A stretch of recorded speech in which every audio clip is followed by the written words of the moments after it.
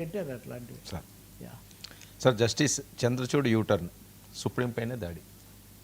Supreme పైన దాడేమో ఆయన సంజయ్ సన్యాలని ప్రధాని మోదీకి ఆర్థిక సలహాదారు. ఆయన నిన్న మాట్లాడుతూ చాలా ఆశ్చర్యకరమైన మాట మాట్లాడారు. అసలు భారతదేశ ఆర్థిక అభివృద్ధికి గుదిబండలాగా ఉంది న్యాయ వ్యవస్థే అన్నాడు. సుప్రీంకోర్టు లేకపోతే న్యాయ వ్యవస్థ ఇస్తున్న అనేక నిర్ణయాలు ప్రభుత్వం యొక్క వేగానికి బ్రేకులు వేస్తున్నాయి. మారిన పరిస్థితులకు తగినట్టుగా మేము ముందుకు వెళ్ళలేకుండా అంటే దాదాపు న్యాయ వ్యవస్థ మీద అనేక మంది మాట్లాడారు. ఇప్పుడు ప్రధానికి సలహాదారుగా ఉన్నటువంటి వ్యక్తే ఇలా మాట్లాడడం అన్నది ఒక విధంగా న్యాయవర్గాల్లో సంచలనం కలిగించింది.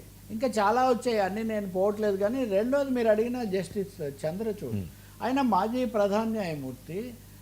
అయోధ్య తీర్పుకు సంబంధించి ఆయన చాలా సంచలనాత్మకమైన షాకింగ్ కామెంట్స్ చేశారు.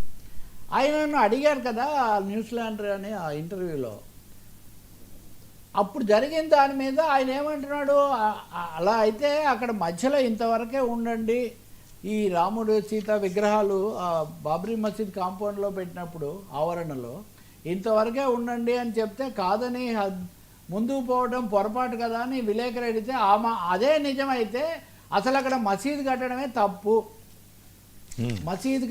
తప్పు అని ఆయన అన్నాడు. అంటే అదేంటంటే ఎందుకని ఇక్కడ చంద్రచూడ్ మాటలకు ఎక్కువ విలువ వస్తుందంటే ఆయన ఆ తీర్పు ఆయనే రాశాడని అందరూ అనుకున్నారు. దేశమంతా దాదాపు తెలుస్తుంది ఎవరు మాట్లాడారు, ఈ స్క్రిప్ట్ పలానా వాళ్ళు రాసి ఉంటారు అన్నట్టుగా.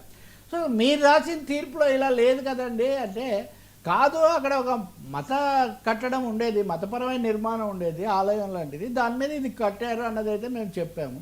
రామాలయమే ఉంది విధ్వంసం చేసి కట్టారని మేము చెప్పలేదు. కానీ అక్కడ ఒక కట్టడం ఉండేది, దాని మీద కట్టారన్నారు కాబట్టి అది తప్పు. నేను దానికేమంటే మీరు అప్పుడు చెప్పిన దానికి విరుద్ధంగా వెళ్ళారని వీళ్ళు అంటే కూడా ఆయన లేదు, దానికే కట్టుబడ్డాడు. అసలు అక్కడ మసీద్ కట్టడమే in the first place the very construction of Babri Masjid is wrong అని ఆయన ఒక మాట చెప్పాడు. సో దీంతో గతంలో కూడా ఒక మాట అన్నారు ఆయన, ఆ తీర్పు ఇచ్చే సమయంలో మటుకు నేను దేవుణ్ణి మాత్రమే తలుచుకొని ఆ తీర్పు మేము పూర్తి చేసాము అని ఒక సందర్భంలో అన్నారు. మీరు రాజ్యాంగాన్ని కదా తలుచుకోవాలి, దేవుణ్ణి తలుచుకోవడం వల్ల ఏంటంటే దేవుడు అంటే అనేక రకాల దేవుళ్ళు ఉంటారు కదా మళ్ళీ. సో అదే కాకుండా ఆయన ప్రధాన న్యాయమూర్తిగా ఉండగా గుజరాత్లో సోమనాథ్కి అనుకుంటా ఒక ఆలయానికి వెళ్ళారు, కాషాయ వస్త్రాలు అవి వేసుకొని వెళ్ళారు. సో అప్పటి నుంచి జస్టిస్ చంద్రచూడ్ మాటలు చేతలు వీటి మీద కొంత వివాదాస్పదంగా మారుతున్నాయి. కానీ ఈ మాటలతో ఆయన పూర్తిగా ఆ రోజు ఒక మాట అన్నాడు ఆయన, ఆలయం మీద ఉన్న ధ్వజస్తంభం ధ్వజస్తంభం మీద ఉన్న పతాకం అదే ఒక సామాజిక న్యాయ పతాకం అన్నారు. అంటే ఎలా అండి, అది ఆచార వ్యవహారాల ప్రకారం వేరు, రాజ్యాంగం ప్రకారం వేరు, మీరు ప్రధాన న్యాయమూర్తిగా ఉండి ఈ మాట ఎలా అంటారని ఆ రోజులో ఆయన అడిగారు. ఆయన ఇప్పుడు వచ్చేసి పూర్తిగా ఇవి మాట్లాడుతున్నారు. సో దీన్ని న్యాయవర్గాలు అలాగే పరిశీలకులు అయితే విస్తుపోతూ ఉన్నారు. న్యాయ వ్యవస్థలో కూడా చాలా ఆశ్చర్యకరమైన పరిణామాలు రాబోయే రోజుల్లో రావచ్చు.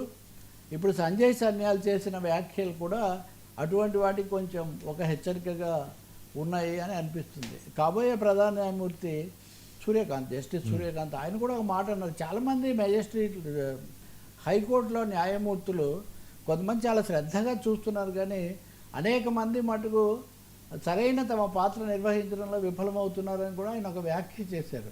సో అనేక కోణాల్లో న్యాయ వ్యవస్థకు ఏదో కాయకల్ప చికిత్స చేసి దాన్ని కొంచెం పద్ధతి మార్చాలి అనే దిశలో నడుస్తున్నట్టుగా ఈ సూచనలన్నీ కనిపిస్తాయి.